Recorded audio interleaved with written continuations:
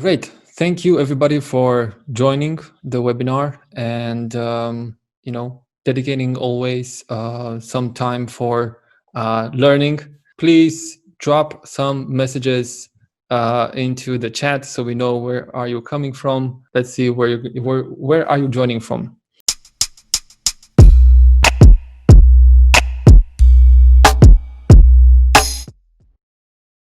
Just a couple of words around, again, Startup Grind. As you know, every single time when we have these webinars, I am presenting Startup Grind and what is Startup Grind. It is a global community, and how I like to say it, and also Startup Grind says it, because it has somehow the power right now to say it's the biggest entrepreneurial community on planet. We are in over 600 cities doing events like this. We do webinars, we do small events, meetups. We have smaller numbers of cities where we do actual regional conferences.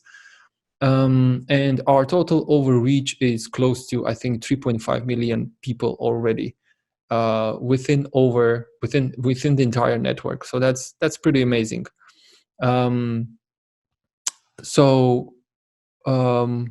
That is what we do. That is everything that we cover at Startup Grind. Like I said, the monthly events. And we can go on for today's discussion. Today we have a special friend of mine that we had worked previously on a couple of projects. And we always have tea when I'm flying over to London. Flavia, thank you very much for joining and taking some time to share some information and insights. Yeah, thank you for having me. It's always a pleasure. Flavia, before I dive into my list of questions, I just want to give you the stage to just say a couple of words about you, who you are, and what's your professional personal background, just to a small insight into the people that joined today. Sure, definitely I can do that. So I'm a Romanian. I'm originally from Bucharest. I've been here for 14 years, and the last 8 of them I have spent in investment in early stage and growth companies investing. So for about 7 years I've been a portfolio manager, doing deals and then managing companies, working with them through their growth stages. And just a little bit over a year ago, I've joined Silicon Valley Bank as vice president of early stage practice. So still continuing to work within our ecosystem, but from a different angle, that of lending and collaborating and being slightly more skewed towards those companies that are VC backed and have a US angle. Got it. Thank you for that. And before I jump into my questions, 2 small mentions is that please pay attention to the discussion and get a pen and paper and note down your question, because we will have the opportunity of Q&A at the end of the interview. So my first question is really important, Flavia. It's a surprise question. How's the weather in London? Okay, I knew that was coming, but it's still funny. So the weather, it has been raining for 2 days. We have the last couple of hours have been sunny, but it's starting to rain again. So if you hear raining, then don't worry. It's the way it is. Yeah. It was really funny because when I started doing the questions, I was thinking, what how could I kick off this interview and the discussion, and I was looking outside the window and it's raining. It's a London weather. It's a British weather. Okay, this is gonna be my first question. Cool. So somehow on a more maybe serious note, what is your driving force in everything that you do, and why do you do what you do, for example, right now in your professional background? Oh my. Very good question. By the way, everyone, the questions are really hard, so I'll try my very best. My driving force, I think it's two elements. First, I think I'm very curious. So I started in this space not knowing what venture capital is, not knowing what investment is, and I guess it's like a little drug. The more you work with entrepreneurs, the more you're looking into, how could this work, and where could this be going, and is the market that big? And you have so many questions that, years later, one of the things that still drives me is not knowing the answer and trying to find out what that answer could be, and having a process to work out what that answer could be. In investment, and I know that other people will agree with me, and as an entrepreneur, you always constantly have that feeling that you don't know everything and you're always outside of your comfort zone. I guess I just like being challenged, and that makes me do what I do every day and Could still you have a high energy level. got it? Could you frame it as a let's say, being analytical about it? You know, I used to believe that that is the case. I really did. But I think, just looking at from an analytical perspective, it can be very limiting, and it also can end up very boring. Mm-hmm. I think it's about the journey and the challenges and the unknown, being comfortable, being uncomfortable. Yeah. That in itself, if you think at it at an intellectual level, I think that is what investment in early stage and growth technology is all about. Having a problem and figuring out how to solve it in different ways. That is Mm-hmm. cheaper, that is more, quicker, that is different way. So you're not looking at, something that has been done before. You're looking at something that hasn't been done before, and you're trying to say and work out whether it could. So that, I think that's the difference. Got it. Got it. You were saying at your couple of words that you mentioned about it, about what you do, is that you do early stage. And my question is, why early stage and not late stage involvement? Oh my. Why is that difference? Um, okay, so early stage is that amazing journey that founders and professionals take when they're working out, they have an idea and they try to make it into a company, and then from a company or something that they can commercialize to a point where it can be mainstream. So early stage for me is naturally from when you come out of an accelerator or an incubator to the point where you're probably going to be raising your series A and B. So it's that point where you go from I'm thinking about building this to the point where I've proven that there's enough traction, there's enough people and customers and users interested in this product or technology, and I've got here in a record time. Early stage is about the challenges that you face every day. So it's working out how that product will look like. It's working out, what is your ultimate market. It's working out how you get there, your sales strategy. You're starting from a sort of blank sheet. Yeah. At late stage, you already have a grown business, and the challenge there is maintaining the productivity and maintaining a healthy, amazing culture, and attracting the best talent. But it's already a company, in my mind, that has maybe 20, 50, 100 million of revenue.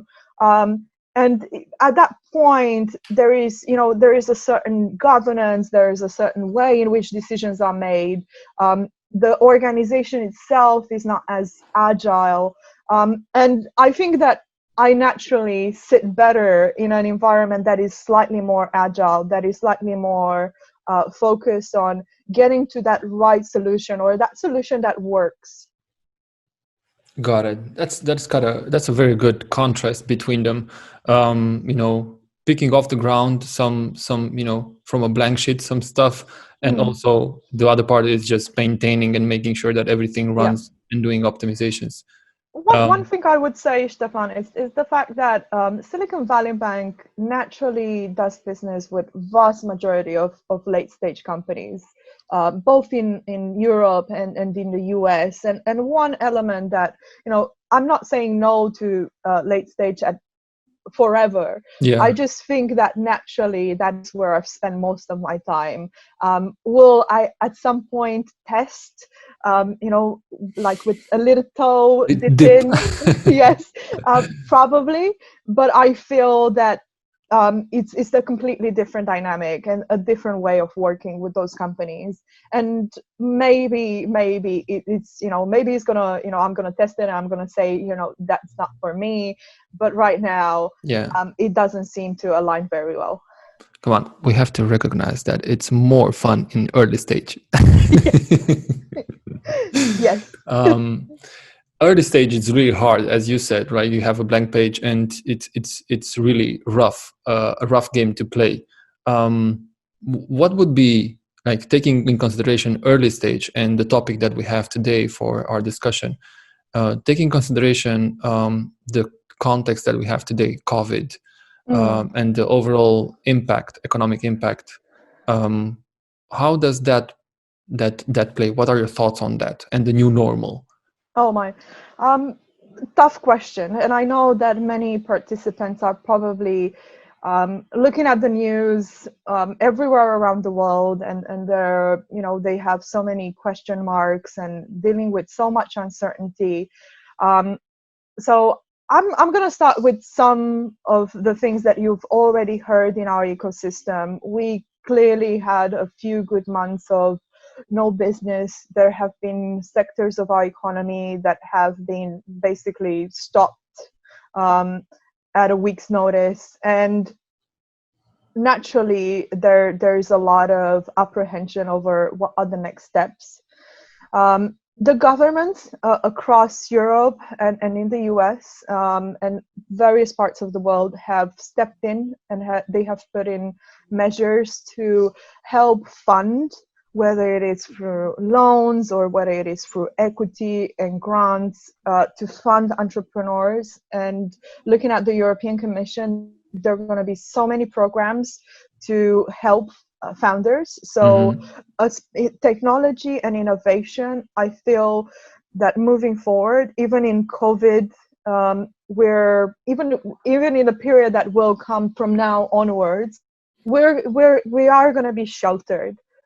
Because the governments have acknowledged of the importance of what we do and how vital innovation companies are for job creation and for solving problems very quickly.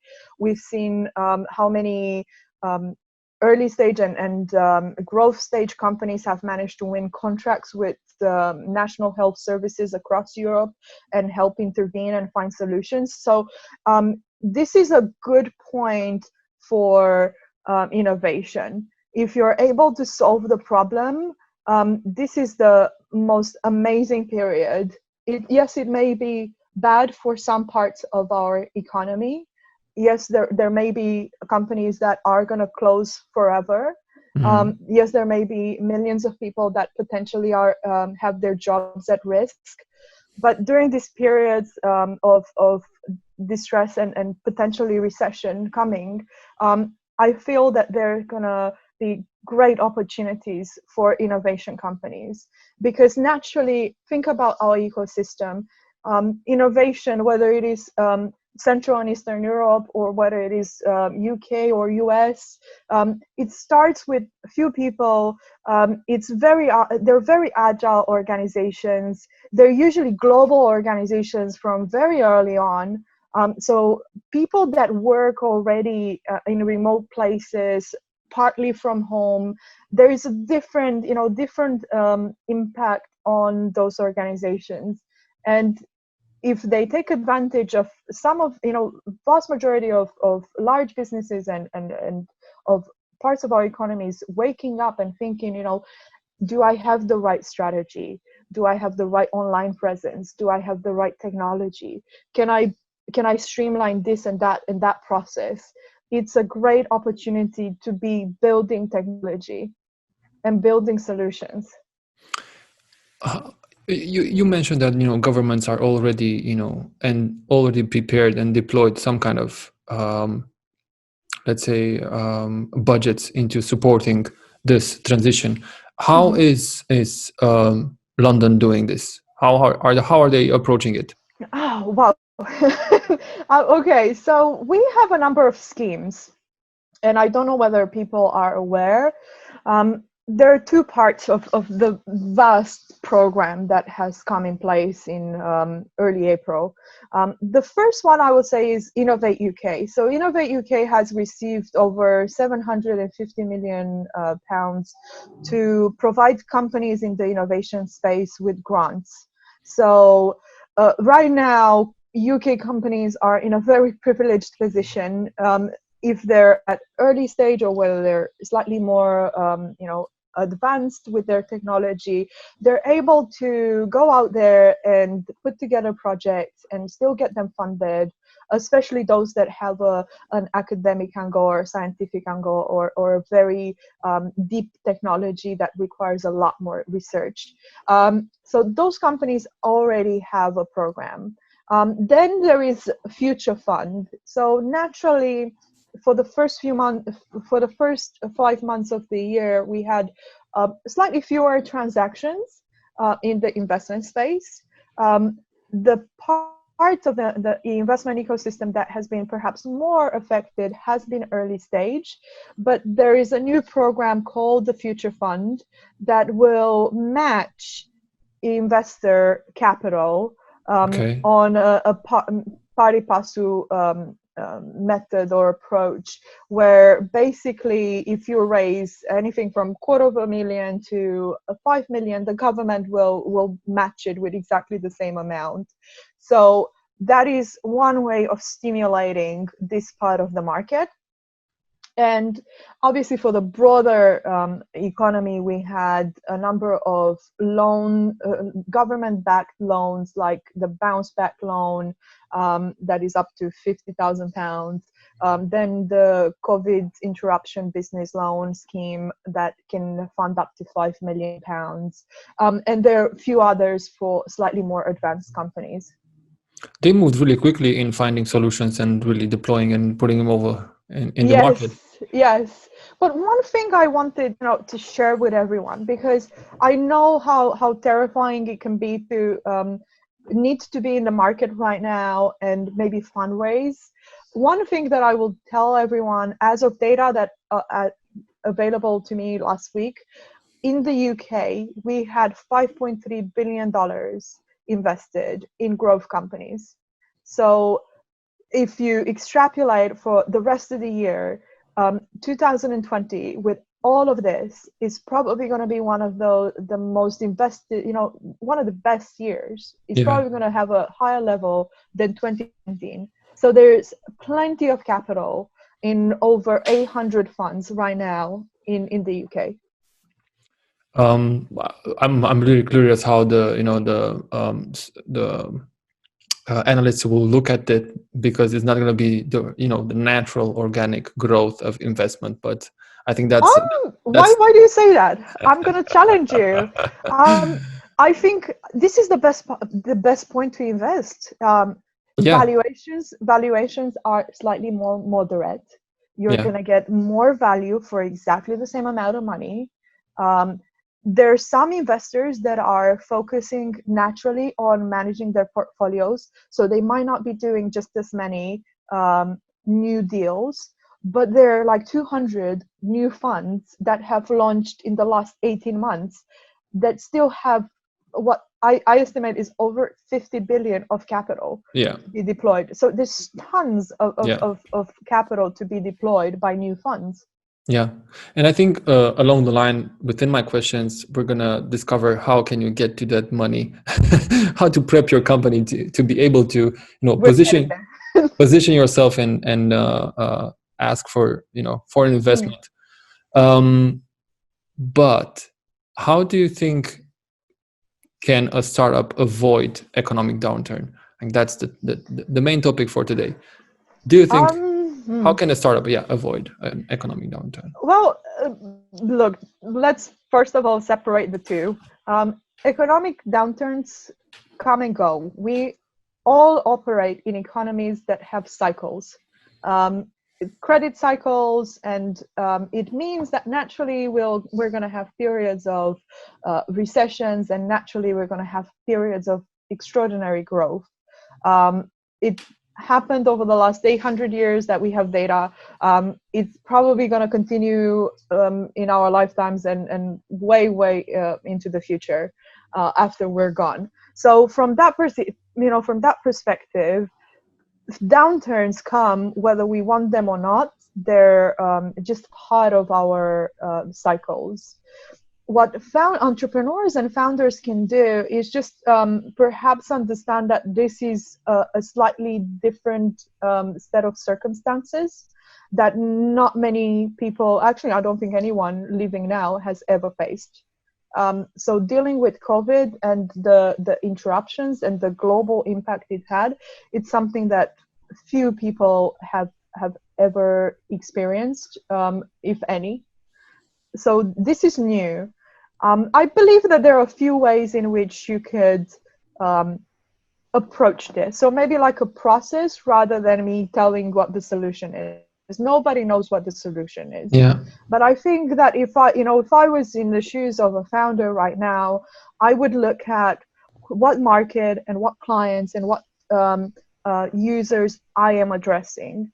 How are they affected? Is my product suitable for a period where maybe consumers are rethinking their spending behavior? Is my product saving money or generating money? And I would go into this mode of connecting and almost over communicating with my clients and my potential clients and recalibrating everything that I think I know about my business. Because this is a period where you can't make assumptions about how the next 3 months and the next 6 months and the next 12 months are going to look like. So you have to take a step back and think about the ecosystem that you're servicing with your solution, whether it is a technology or whether it is a product. It's very important to now connect and build those communication channels where you, as a founder, you understand what your clients and users are facing, and you can help reposition your brand and your company and potentially your product. I think that's number one. Anyone that doesn't connect with the user is probably going to have a huge challenge moving forward. The second element for surviving periods of challenge, usually in small companies, is talent. Talent and people that work for companies. It's very important, more than ever, to have a system where you can communicate effectively and transparently and get the buy-in of the people that build the business, to understand where you're going to go. And this is a time of collaboration. It's a time of flat structures. It's a time of bringing together that talent and making it work towards a common goal. So this is not a time where you can simply ignore employees and people that work with you. I think this is a time where you have to bring them in, and you have to listen to how, what they think about the ecosystem, what they would do, how they would change, and work solutions that are mutually beneficial at an organizational level, so that companies can retain those amazing people for as long as possible and weather this period with talent. I think that those are two of the elements.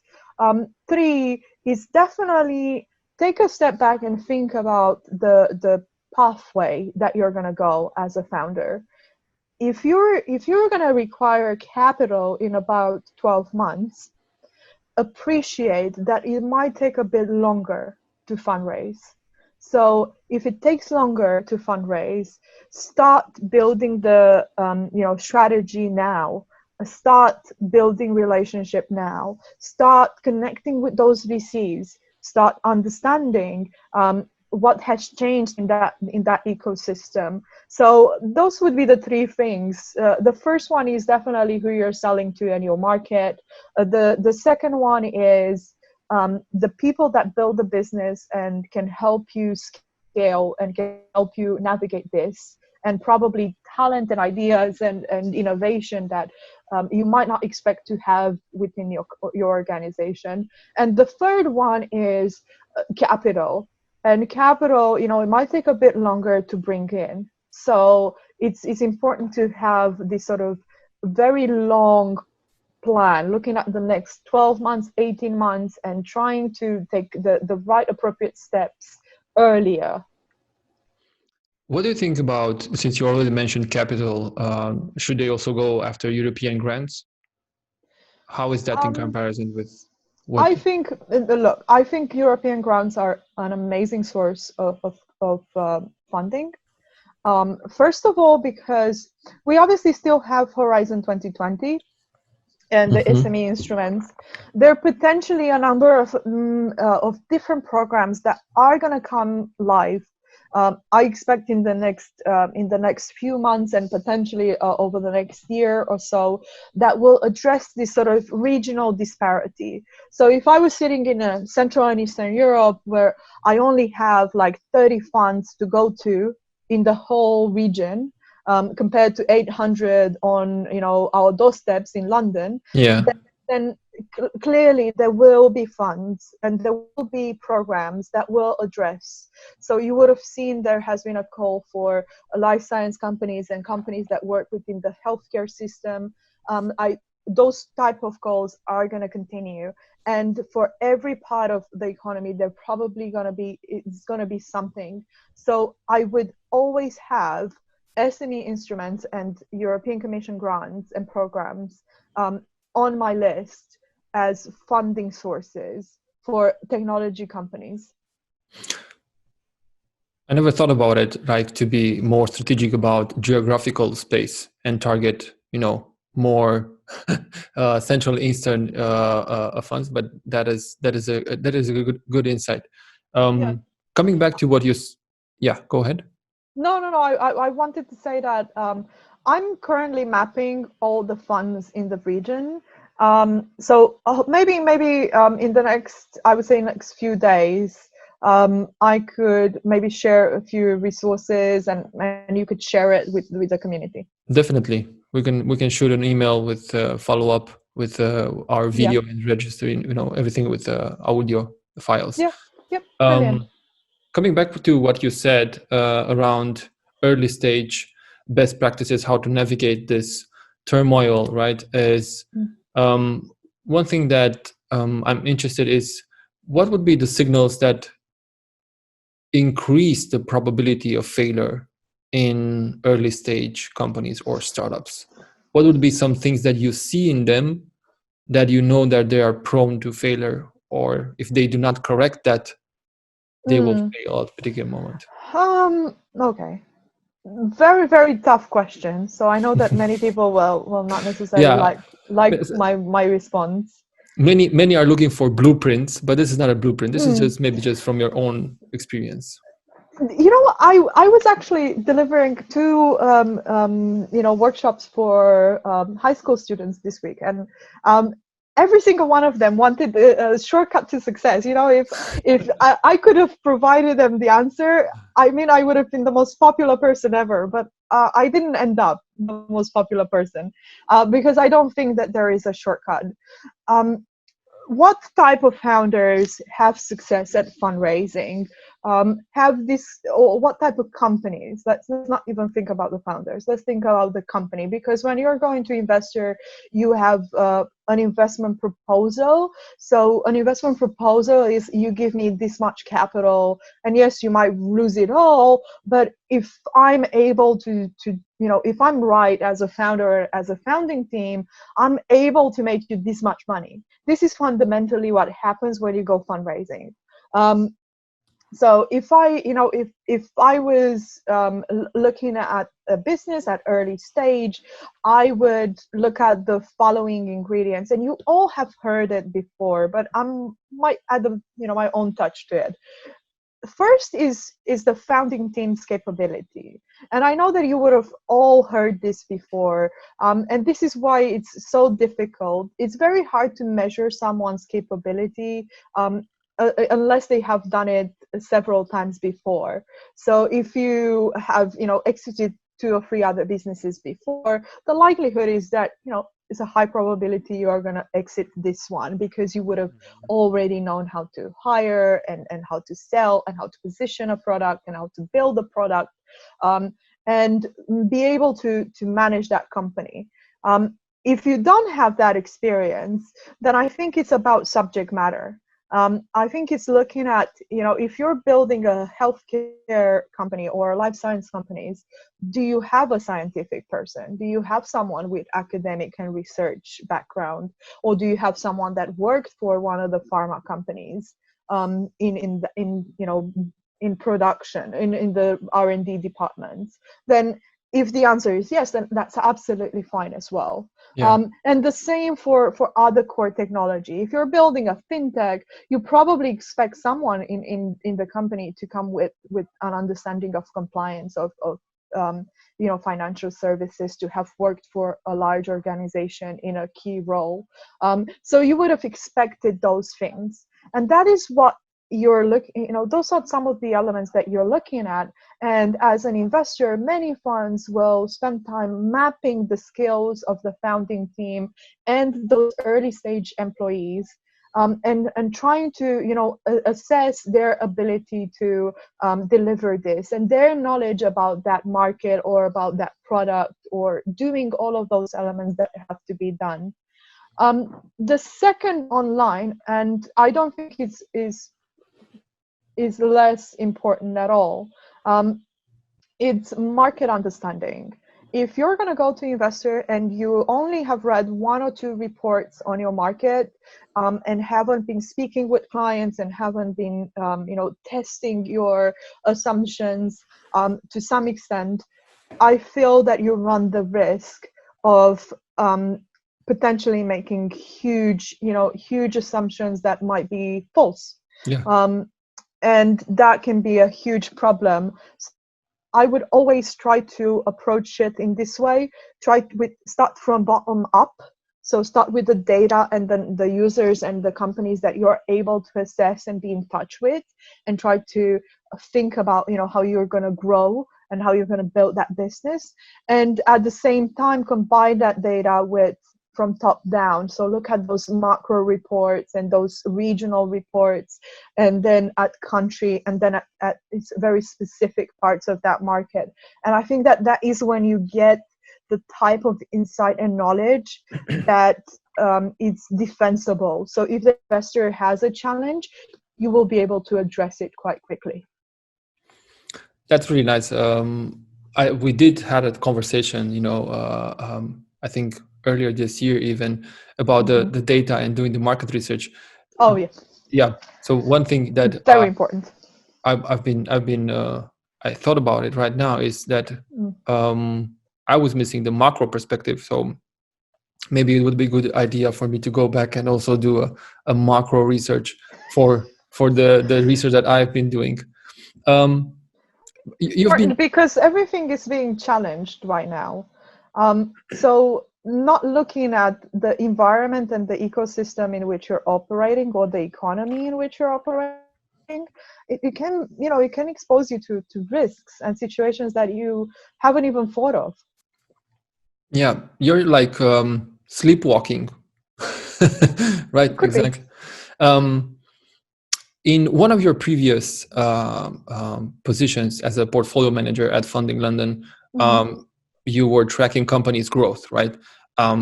What are some crucial key performance indicators to track? What did you find interesting in the growth of the companies that you were managing?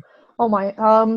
So when I left, I had about 147 companies, which Wow. was a dream from the sort of data perspective, because every 6 months I would do my valuation exercises, and I would look at performance more holistically. So I think that there are different elements. Everybody is quite familiar with the financials. So looking at the sort of revenue figure, looking at the overheads, looking at how they change, understanding whether there are potential dips and the cycle in the revenue of a company. Those are things that I think naturally we're all very familiar with. And we would all look at companies and at their accounts with the view of kind of understanding, if you have more users, or, how much, contribution towards profit, or how much revenue is generated. Are you introducing a new product or a new version or feature? Is that why your revenue is growing, or are you getting more clients? So those are the sort of questions. You're trying to look at the numbers and the figures of the company, but fundamentally you're asking commercial questions. So you're trying to establish whether it's genuine growth.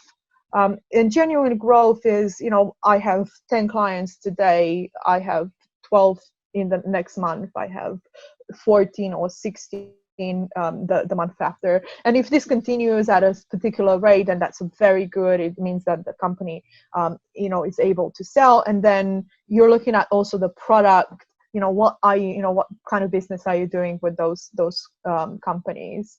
And I can give you an example where it looks good on paper, but it might not look necessarily good from a growth perspective. Yeah. And I'll give you another example where it looks awful on paper, but it's good in business. So the first example is one company that closed a £2 million contract with one client. The company had one client, that large organization, and you would imagine that as an investor, that's an absolute plus. Fair point. Yeah. They have one client, but the fact that in 12 months they couldn't get another, that created a question, a very large question mark, whether this is a company that will ever exit. And a company with just one client probably is never going to exit. So if it takes 3 years to close the second client, then you would have lost money forever. So I know, many people attending this webinar will think, wow, they won £2 million. The investor should be, very happy. But no. So if 12 months later, you still don't have the second, third, fourth, fifth large client, then there's probably an issue. And that could be a very negative scenario, and you have to prepare yourself for impairing that investment. Impairing means you kind of devalue it. So if I put $1 million, I'm going to impair it 50%. So on paper, I might be saying like $500,000 value in that company. Second example, that over a period of about 6 months has accumulated about 3 million of losses. So on paper, absolute awful scenario. Many people would be crying. How can you value something that has 3 million of liabilities in 6 months? But actually, working for the company, they had a subscription model. So if I'm a subscription model and I'm asking my clients, pay me £1,000 for the year, let's say 1,200 to make it better for the calculation. So they pay me in the beginning of the year £1,200 for the rest of the 12 months. Then what happens in my accounts is that I'm going to recognize in month 1 £100 as revenue, and I'm going to recognize as liabilities 1,100. So this company has Ah, gone okay. and done an exceptional job closing and taking over 3 million of client money, selling their products upfront, prepaid. And right now they were just delivering and they were continuously growing. So from the outside, just looking at numbers, it's probably not going to tell a very good story. But if you start digging into it and you understand how the company operates, then you clearly, this is a company that, as at that point, it was not valued 10 million as it was at the last funding round. It was probably closer to 30 million based purely on the revenue, and potentially more. So you could already see the sort of the fact that every company, it's very unique. When you're looking at a fund, you're trying to kind of benchmark everyone. So you're Mm-hmm. measuring fewer things, and you're trying to always adjust so that when you're putting all of those numbers together, you could say that this fund is valued this much. And every investment in it is valued at this much. And if I'm uplifting a valuation or impairing a valuation, is because of these commercial reasons. But now, if I was a founder, I think the first thing I would start is I would look at how I generate money and how I spend money in my company. And I would try to create a model that is reflective of how my business operates. So if I'm a subscription company, then I would follow the appropriate conventions with my accountant, and I would measure them correctly, not what I'm taking from the client, but what I'm recognizing, because that can be very deceiving. And if I'm a fintech company, or if I'm a company that just sells a product, I would try to look at the way in which my company operates and follow the appropriate conventions for measuring performance. You were saying around the fact that founders should be focused around asking more the commercial questions. But what about the investment questions? What are some investment questions you should always be ready to answer? Okay, so tell me the difference. What's the between an investment and a commercial question? Then I'll give you my Um, 1 month salary. I'm not a specialist over here. No. I mean, in what scenario? Is it what the investor asks the company, or Exactly. what the What the company should ask the investor?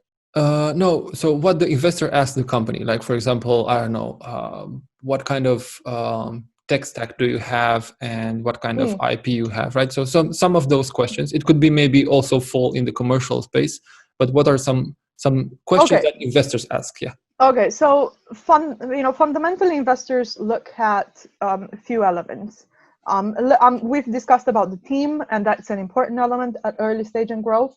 The second will be your market in unit economics. So if you're selling, how many products do you have to sell, or how many subscriptions, how many users do you need to break even and to grow? How are those are very important questions, questions which obviously have a commercial underlayer, but also can be modeled. So those are, I think that commercial, what market are you addressing, who are your customers, have you done a sort of customer or client persona, do you have a pipeline, do you have an expected value of your pipeline, how, when, if you're a sort of series A or pre-series A, and the question is what countries you're going to expand, you have to be ready to have a very good logic and background to why are you going to France and Germany and not the US, or you have to definitely do a lot of research thinking about where are you going to take this business from this country, and where do you grow it next, because the moment that you reach capacity in that country, you clearly have to go to another. So coming from, let's say, Central and Eastern Europe, Mm-hmm. that would be one of the questions that everybody is going to ask you. let's say you're in Austria, or you're in Slovakia, or you're in Bucharest.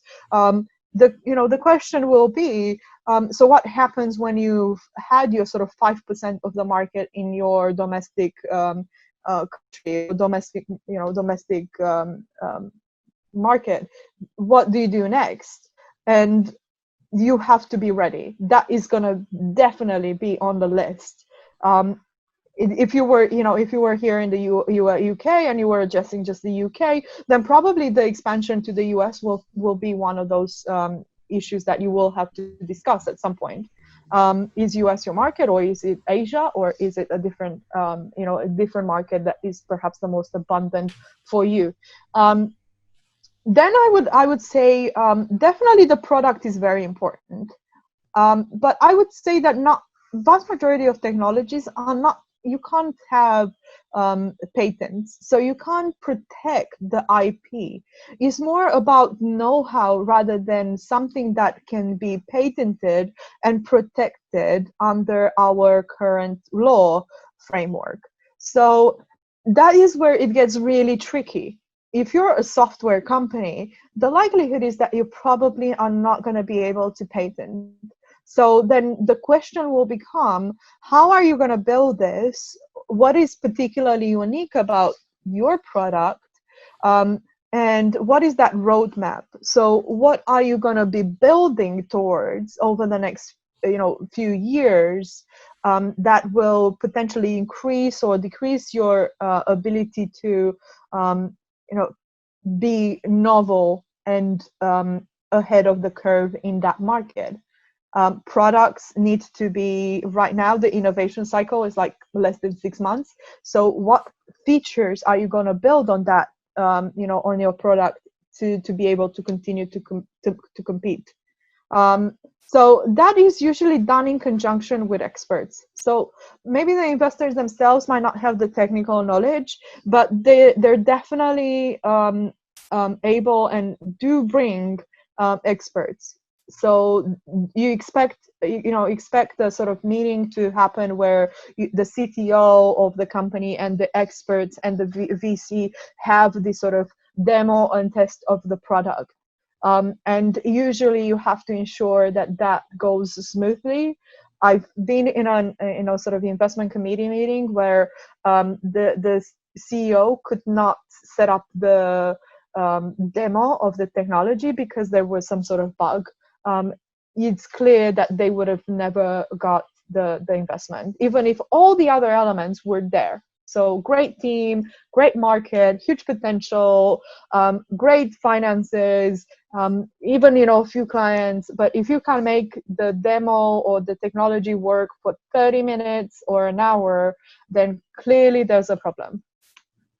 Even at such an early stage, when that's the only thing you have to make that to work. I can understand if it's And saying that, there's I work quite a lot recently with life science companies. So one of the things that is fascinating, and these guys are testing new drugs and diagnostic companies, and they manage to do it with hardly any money, and they spend years researching in doctoral studies and postdoctoral studies, and it just seems that there is this sort of discrepancy between the technology founders and then the life founders, who have to work so hard to get to a point, maybe 5 years later they get to a point where they finally have something, and they usually have less funding. So I think that as you're going into this investment mode, just ensure that you have something to show the investor. You have an MVP or a prototype or a demo that is practice rehearsed, that it functions exactly as you say, because those things are going to make or break any progress that you've had to that point. How would you reverse engineer a startup fundraising strategy? That's a very good question. So let's say that I had a business. I think that this is the best example, and that's the fairest way to respond to this question. Let's say that I had a business. I had an idea. how would I ensure that I get, I am the most efficient I can be in fundraising? First, I would understand, do I want this company to be, obviously, do I want it to be in Bucharest? Or do I want this company to be in the UK market or in the US market, if that's ultimately what I want to go? So I would ask myself, where do I ultimately want to get with this company? And then I would start. So if I'm starting, let's say I'm in Bucharest, I start my business in Bucharest. I decide, what, I'm going to test it here. If it works here, I'm going to take it to the next country. Maybe the next country is Germany. Maybe the next one is UK. And maybe if it works really well, I go to the US. I would look at who's on my sort of doorstep, because fundamentally every country will have that. So if you're going to go to the German VCs and the UK VCs, before you even have spoken with every single one of the investors that you have in your market, then potentially, you have to ask yourself the question: do you really want to be in Romania, or would you rather be in London? Mm-hmm. So I would start with that, and that is the question that I would ask myself. If fundamentally I want to be in London, then I would not waste time. I would open a limited company here. I would, research the relevant investors for what I'm trying to do. Let's say that I wanted to have an insurtech company. I would look at all the fintech and insurtech companies that I have on sort of my doorstep. And then I would look at the global funds and the global organizations and corporates that potentially have an innovation arm that invests in insurtech companies, because that is a natural, the next layer. And I would start creating my simple list of everyone that I have to speak with. And when I'm done with that list, I would look at AngelList. AngelList is an amazing resource for people that invest in companies, especially angels and syndicates. And I would, try to connect with all of those as well. And the final point that I would have is I would go on my LinkedIn and I would try to connect with all the organizations that help founders, whether they're accelerators or whether they're organizations funded from public money. And I would have them as well on my list, and I would have map all the contacts that can get me to investors. And I would start to then connect all of these exercises together, because at the end of it, I would probably end up, and I'm sure everybody will, with about 500 to 1,000 funds and 1,000 investors. And at that point, I can be very strategic. I can then say, you know what, I just want those that have invested and have experience in insurance. And I can narrow down that list, and I could put maybe those at the top of my priority, because I probably want to be invested by people that understand the sector that I go into. Yeah. So that is my approach. This is purely of where do you get the sort of investor, and the fact that you could do this yourself. Yes, it's brain numbing. Yes, it's going to take a little while, but fundamentally every single founder can do this. The second element that I will try to deconstruct is, if investors want to know how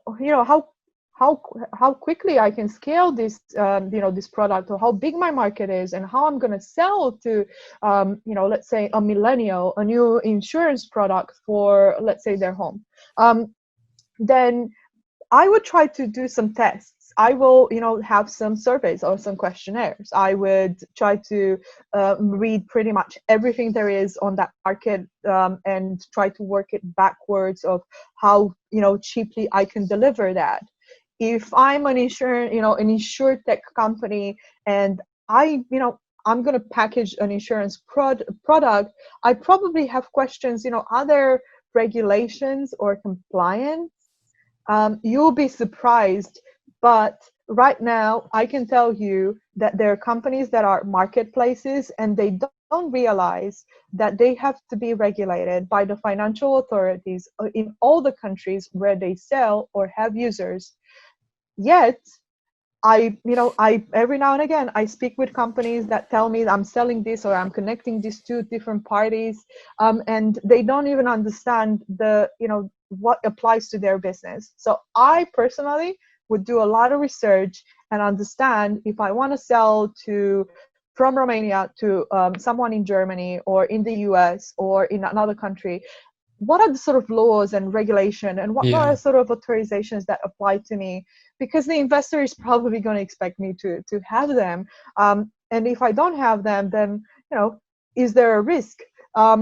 So those would be, that would be another element that I think is going to be important. So looking at my market, having a very solid understanding, being able to model and think, how quickly can I get to the 10,000 users, 100,000 user? How much does it cost to get there? The second element is working out, are there regulations and are there things that I have to do or be authorized to get there? Even the simplest business models sometimes do.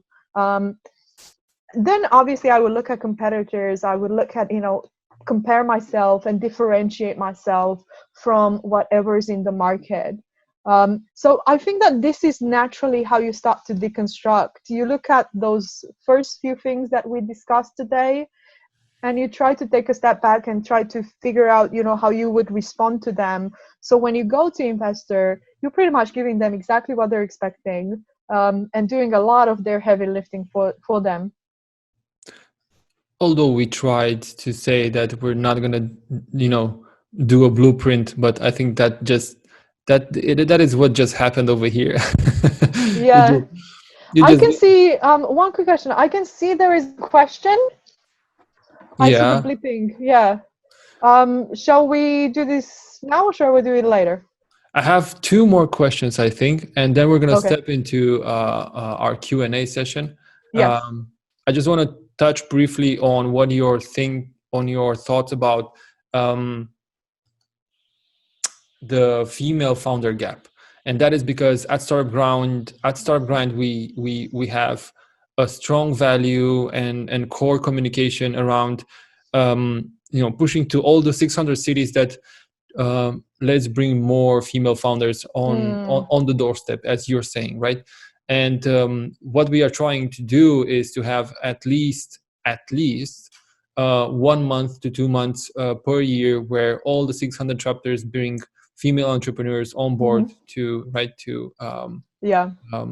to have a conversation with them. So how can we bridge the gap of female founders? That is such a good question. I love this question. I think I've tried to answer it so many times, and look, it's still right now in Europe, we still have a huge gap. I mean, it's only 11% of all entrepreneurs that get funding are women. In some countries, the statistic is even like Yeah. single digits. So it's a huge problem, and it's not just women; it's minorities. It's we have to acknowledge that there is a problem. I think that it starts a lot earlier, so it starts before you actually go and raise, as it does with there are studies around why women don't go in technical degrees, because at high school we're pushed into more social sciences or maybe beauty courses, Yeah. than we are in programming and math led degrees. So I think with entrepreneurship is the same. It starts a little bit earlier with incubation and acceleration initiatives, and even the educational elements around women that are on professional roles. So I would be very happy to come, every time I go back to Romania, I do every other month, to see a program that is designated to women in different, whether it is financial services or insurance, or whether it is more broadly being brought together and have this very open discussion and dialogue around how do you build a business, how do you get it funded, how do you make those first hires, how do you find a co-founder to help you out, how do you look at the elements that we've discussed, which I know it sounds simple, but they're very complicated. Mapping your market and pricing and doing all of that by yourself, it can be very overwhelming. especially if you have a family or you have a child. So I think that in those situations, there are a number of areas in Europe that actually have nothing. You have a few acceleration programs, but I don't think that they're designed to work with women or work with maybe mother or single mothers. So I think that potentially is an area that we have to think around. How can we design something and not exclude indirectly, not directly, that particular part of our ecosystem that we really want to help? So it starts with elements as simple as that. Having forums and educational programs and accelerators and incubators, and the type of programs that enable and are flexible enough. So if somebody has 2, 3 children, then they could still attend. So that we have that. Um, Beyond that point onwards, it's all about funding. And right now in Europe, we have somewhere around 20, I would say 20, 30 funds that have a very social impact driven mission of supporting companies that have women co-founders. So we're in a very good position. And I know this is an emerging space and it's going to take a while to see a large number of women being invested. But right now, wherever you are in Europe, there are a number of different programs that are designed to help you, to give you a voice, so that you get that 1 hour or 2 hours with someone in investment, and they will look at your company, and they will apply their judgment, so that they can potentially help you take the company to the next level, which I think is a progress. It's a starting point. Yeah, I agree. I definitely agree. And also running into my last question over here, and Oh, on the same note of bridging the gap. But before that, please, all the listeners, please prepare your questions and just type them over there in the Q&A section, and we're gonna jump into them in a couple of minutes. Back to my question: how do we close the gap of early stage companies in Romania? So you already mentioned mentioned briefly a couple of examples like programs and so on, but mm-hmm. being with one leg in UK and one leg in Romania, or at least having contact with this space, Yeah. how would you do that? So, okay, I'm gonna be very honest. If you're in Romania and you're right now in, let's say, fintech and insurtech, if you're in life sciences and healthcare, if you're developing very deep technologies that require tons of funding, and so anything that computer vision, neural networks, AI-based systems that you're going to spend years and years developing it, the likelihood is that you're probably your funding market, your capital is not there. It's just as simple as that. You have around 30 or so funds. 5 or 6 are purely domestic Romanian funds, and they're doing a great job investing at early stage. But they will have, they have bandwidth. They don't have unlimited pots of money. They address a specific life stage of the company. So if they say they're early stage and they invest like $250,000, it's more like a very early seed round. Right now, if you think about growing a company, you're probably going to need over 3 million euros or more to scale a company to a point where you have that 1 million figure, at least in sales or revenue. Point at which you can go out there and start to have discussions around Series A. Yeah. So you have to ask yourself, is my ecosystem and the funds that I have here and the angel investors and the syndicates that are forming in various different parts of Romania, like in Cluj and in Bucharest and in Iași, that are those enough? if you've gone through this exercise that I told you, and you've spoken with all of them and it doesn't work, it doesn't mean that the company doesn't have a potential. It just means that as you're thinking about your business in a global way, you have to think about your funding in a global way as well. And you have to start to think about how you're going to do that exercise of mapping investors for stage specific and for expertise specific as well, so that you don't put off developing this technology that might be saving life, that might be saving money, that might be creating thousands of jobs. You don't put it off. And this would be my advice. Coming to the realization and doing this exercise in the very first stages, speaking with all of those investors, which in Romania right now you can speak with 5 funds. You can speak with 2 or 3 or 4 syndicates that are around. You can definitely speak with 50 or so angel investors that you could track down through LinkedIn. I've done it.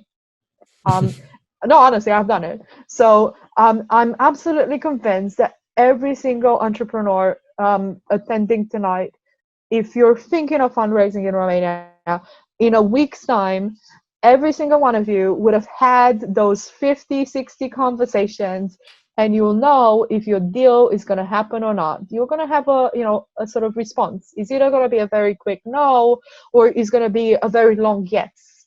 And you're going to have to go through due diligence, and you have to have many interactions. But fundamentally, it's a blessing in disguise. You can find out very quickly what will work and what doesn't work. Mm-hmm. How you close it. So if you are in those few buckets of technology groups that require different types of investors that might not necessarily exist in the market right now, where you find yourself, I think you definitely have a global approach. Look at Europe broadly, look at the UK, look at the US. They're funds that have a global mandate, which means that they invest when they find that innovation. It doesn't matter where it is, because they will invest for you to come to the US, for you to come and build your company or your presence in Germany or in France. So they're funds that have that approach and understand there are limitations, and they're very specialized. So I would definitely not be completely beaten up by the fact that you come from an ecosystem where you have only limited amount of sources of capital, and they might not necessarily be relevant to what you do.